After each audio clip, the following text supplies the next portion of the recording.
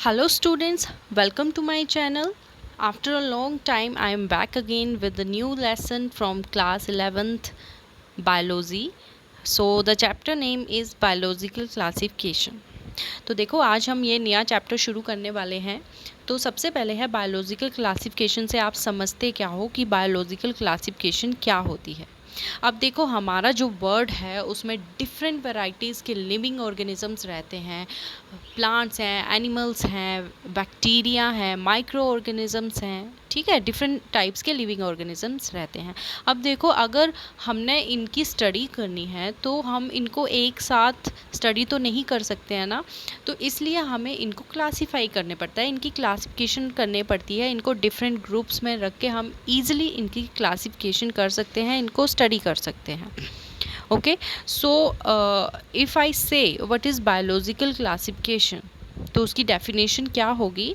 Grouping of organism into different categories on the basis of their characteristics is known as biological classification. Okay, तो हम organism की grouping करते हैं different categories में, जिसमें हम उनके करैक्टरिस्टिक्स को देखते हैं, कई करैक्टरिस्टिक्स को देख सकते हैं, उनकी सिमिलैरिटीज़ और डिसिमिलैरिटीज़ को देख के उनके बेसिस पर हम लिविंग ऑर्गेनिज्म की क्लासिफिकेशन करते हैं।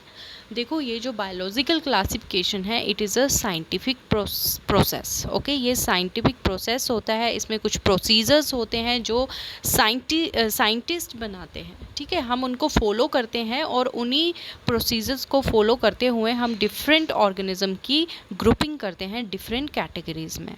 अब इसका मैं आपको एक एग्जांपल देती हूँ।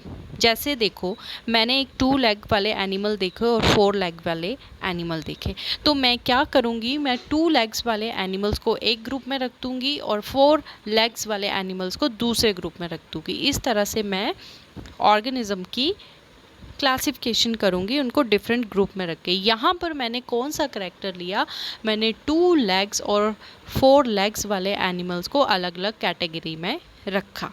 ओके, अब देखो ये जो क्लासिफिकेशन थी ये वेरी फर्स्ट टाइम कहाँ पे शुरू हुई थी?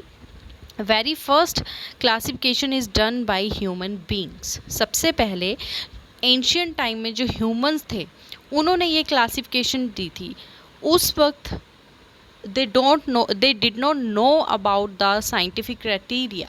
ओके, उनको कोई भी साइंटिफिक क्राइटेरिया पता नहीं था, तो वो क्या करते थे, वो जो भी थिंग्स वो यूज़ करते थे as a food, as a cloth और एज अ मेडिसिन, उनको वो उस कैटेगरी में रख देते थे।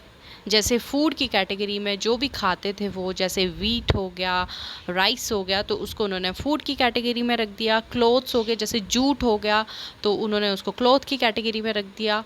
उसी तरह बहुत सी प्लांट्स थे जिनको वो एज अ मेडिसिन यूज़ करते थे, तो उनको उन्होंने मेडिसिन की कैटेगरी में रख दिया। ओके, तो इस तरह से वो यूजेस के बेसिस पर उन्होंने अपनी क्लासिफिकेशन की थी, लेकिन उस वक्त उन्हें कोई भी साइंटिफिक क्राइटेरिया नहीं पता था, कुछ भी उनको नॉलेज नहीं था, तो वो यूजेस के बेस पर अपनी क्लासिफिकेशन उन्होंने सबसे पहले की थी। ओके, अब नेक्स्ट है आपका अरिस्टोटल। अब आए आपके अरिस्टोटल। अब देखो अरिस्टोटल जो है he is known as a father of biology, father of zoology, okay, and father of embryology. तो इनको फादर ऑफ जूलॉजी भी कहा जाता है और फादर ऑफ बायोलॉजी भी कहा जाता है। तो जो सबसे पहले जो अर्लीस्ट अटैम्प्ट किया था जिस साइंटिस्ट ने, जिन्होंने साइंटिफिक बेसिस फॉर क्लासिफिकेशन दिया था सबसे पहले, वो थे अरिस्टोटल। तो ये जो क्वेश्चन है बहुत इंपॉर्टेंट है, एंट्रेंस एग्ज़ाम में किसी भी एग्ज़ाम में आपसे पूछ सकते हैं कि सबसे पहले अर्लीस्ट क्लासिफिकेशन का साइंटिफिक बेसिस पे जो अटैम्प्ट किया था वो किसने किया था? अरिस्टोटल ने। अब देखो अरिस्टोटल ने क्या किया, इन्होंने मॉर्फोलॉजिकल करैक्टर्स को कंसीडर किया, ठीक है। इन्होंने मॉर्फोलॉजिकल करैक्टर्स क्या होते हैं, जो आउटर अपीयरेंस होती है ऑर्गेनिज्म की, उनको देख के इन्होंने उसको क्लासीफाई कर दिया, ठीक है। मॉर्फोलॉजिकल करैक्टर्स देखे उन्होंने, जैसे उन्होंने देखा कि जो भाई वो मूव करते हैं वो एनिमल्स हैं, जो मूव नहीं करते हैं, जो एक जगह पे स्टेशनरी हैं, वो प्लांट्स हैं, ठीक है। तो जैसे प्लांट्स और एनिमल्स में इन्होंने कैटेगराइज किया। Plants are further divided into 3 groups: trees, herbs, shrubs. Trees क्या थे, जो जिनकी हाइट टॉल थी, जो लंबे थे, उनको उन्होंने ट्रीज़ की कैटेगरी में रख दिया। और हर्ब्स क्या थे, जिनकी हाइट बिल्कुल छोटी थी, छोटे छोटे थे, उनको उन्होंने हर्ब्स की कैटेगरी में रख दिया। और श्रब्स, जिनकी वुशी अपीयरेंस थी, जो झाड़ियाँ होती हैं वो मिडल में उनकी हाइट आती है, ओके, उनको उन्होंने श्रब्स की कैटेगरी में रख दिया। उसके बाद एनिमल्स को उन्होंने 2 फर्दर कैटेगरी में डिवाइड किया। First is anaemia and anaemia, okay. तो जो ई से स्टार्ट है, ई एनीमा, ठीक है, ये वो ऑर्गेनिज्म थे जिनके पास रेड ब्लड सेल्स प्रेजेंट होते हैं। और एनीमिया, ए से आप एब्सेंट याद रख सकते हो, जिनके पास रेड ब्लड सेल नहीं थे। तो ये अरिस्टोटल की क्लासिफिकेशन थी, ओके। नेक्स्ट आपका आया two kingdom system of classification. Two kingdom system of classification was given by Linnaeus, okay. So Linnaeus ने क्या किया, इन्होंने ऑर्गेनिज्म को 2 कैटेगरी में डिवाइड किया, जैसे अरिस्टोटल ने किया था, वो हमें ऑलरेडी पता है, ठीक है, प्लांट्स और एनिमल्स में। अब देखो, जो लीनस थे, इन्होंने क्या किया, इन्होंने बैक्टीरिया, साइनोबैक्टीरिया, फंजाई, मोसिस, फर्न्स और प्लांट्स, इन सबको कहाँ डाल दिया, प्लांट्स में डाल दिया। और एनिमल्स में किसको डाल दिया, प्रोटोजोन्स, इनवर्टिब्रेट्स, वर्टिब्रेट्स, ठीक है, जिनकी सेल वॉल नहीं थी, ठीक है, सारे के सारे इन्होंने क्या किया, एनिमल्स में डाल दिए। अब लीनियस ने कैसे अपनी क्लासिफिकेशन की होगी, उन्होंने कौन कौन से करैक्टरिस्टिक्स देखे होंगे। देखो भाई, जो मूव करते हैं वो उन्होंने एनिमल्स में डाल दिए, जो मूव नहीं करते हैं वो प्लांट्स में डाल दिए, जिसकी सेल वॉल होती होगी उन्होंने प्लांट्स में डाल दिए, जिसकी नहीं होती है उनको एनिमल्स में डाल दिया। तो इन्होंने क्या किया, इसके ड्रॉबैक्स क्या रहे हैं two kingdom system of classification के, he did not distinguish between the eukaryotes and prokaryotes. भाई वो यूकैरियोट्स और प्रोकैरियोट्स में डिस्टिंग्विश नहीं कर पाए थे। यूकैरियोट्स क्या होते हैं, जिसमें न्यूक्लियस प्रेजेंट होता है, और प्रोकैरियोट्स में न्यूक्लियस प्रेजेंट नहीं होता है, तो उन्होंने इनको मिक्स कर दिया। ऊपर से जो यूनिसेलुलर और मल्टी सेलुलर ऑर्गेनिज्म थे उनको भी मिक्स कर दिया, जो फोटोसिंथेटिक और हेटेरोट्रॉफिक थे उनको भी मिक्स कर दिया। फोटोसिंथेटिक मतलब जैसे साइनोबैक्टीरिया है या एल्गी है, ये क्या होते हैं, ब्लू ग्रीन एल्गी है, ये फोटोसिंथेटिक होते हैं। और बाकी जो जैसे फंजाई है, फंजाई जो है वो सैप्रोफिटिक होती है, ठीक है, it feeds on the dead decaying organic matter, तो इन्होंने इनको भी मिक्स कर दिया। तो ये सारे इसके ड्रॉबैक्स थे, ठीक है। अब देखो, अब क्या हुआ, जैसे युगलीना था, तो युगलीना जो होता है वो दोनों ही कैरेक्टर शो करता है, एनिमल्स के भी और प्लांट्स के भी, क्योंकि जब ये डे टाइम में होता है तो डे में सनलाइट की प्रेजेंस में ये क्या करता है, ये फोटोसिंथेसिस करता है, लेकिन रात के टाइम में ये heterotrophic mode of nutrition show करता है, ये दूसरे एनिमल्स को फीड करता है। तो ये दोनों ही कैरेक्टर शो कर रहा है। तो अब देखो, ये युगलीना तो फिट नहीं बैठ रहा था ना किसी भी कैटेगरी में। तो फिर क्या हुआ, अब आए तीसरे साइंटिस्ट, ठीक है।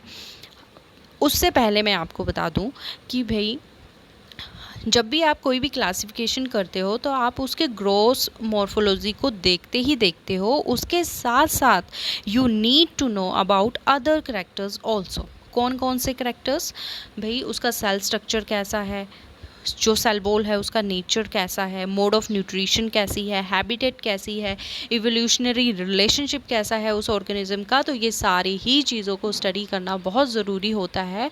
तो जो फर्दर आगे साइंटिस्ट आए तो उन्होंने ये चीज़ें सोची कि भाई अब हम ऐसा नहीं करेंगे कि जो बाहर के आउटर मॉर्फोलॉजिकल करैक्टर्स हैं उनको देख के ही इंडिविजुअल या ऑर्गेनिज्म की क्लासिफिकेशन करेंगे, हम क्या करेंगे, इन चीज़ों को भी कंसीडर करेंगे, ओके। तो उसके बाद आया हमारा 3 and 4 kingdom system of classification.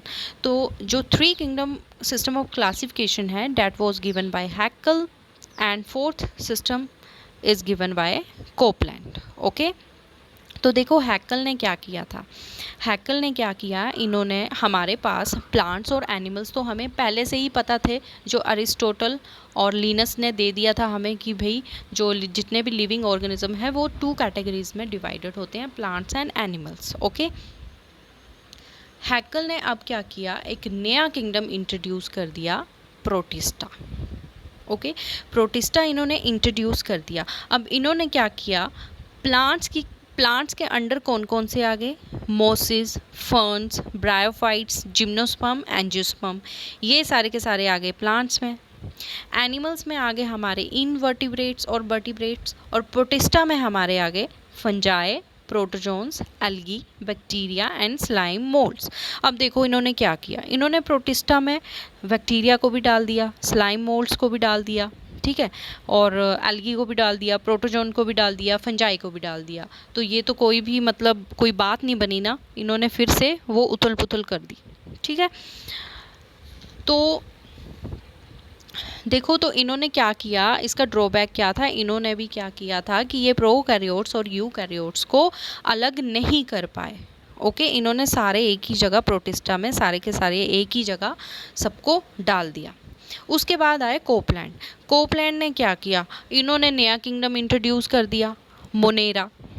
Okay, तो मोनेरा में इन्होंने क्या किया, जितने भी लिविंग ऑर्गन यूनिसेलुलर प्रोकैरियोट्स हैं, मतलब जिनके पास न्यूक्लियस नहीं है और जो यूनिसेलुलर है, उनको उन्होंने डाल दिया मोनेरा में, लाइक बैक्टीरिया। और ऐसे यूनिसेलुलर ऑर्गेनिज्म जिनके पास न्यूक्लियस है, मतलब वो यूकैरियोट्स हैं, उनको उन्होंने डाल दिया प्रोटिस्टा में। ओके, अब प्रॉब्लम सॉल्व हो गई, लेकिन अभी भी पूरी तरह प्रॉब्लम सॉल्व नहीं हुई थी। फंजाई कहाँ गई, एल्गी कहाँ गई। ओके, तो ये हम आगे फर्दर पढ़ेंगे 5 kingdom system of classification. I hope आपको इतना क्लियर हो गया होगा। तो बहुत ही जल्द मैं नेक्स्ट लेक्चर लेके आऊँगी। अगर आपको ये वीडियो अच्छा लगा हो, अगर आपको मेरे लेसन्स अच्छे लग रहे हैं, तो please do comment in the comment box, और आपकी कोई क्वेरी है तो आप मुझसे पूछ सकते हैं। और हाँ, मेरे चैनल को सब्सक्राइब करना ना भूलिएगा, और बेल आइकन को ज़रूर दबाइएगा। जहाँ पे आप बेल आइकन को दबाओगे तो आपको आने वाली नोटिफिकेशंस आपको मिलती रहेंगी। So thanks for watching.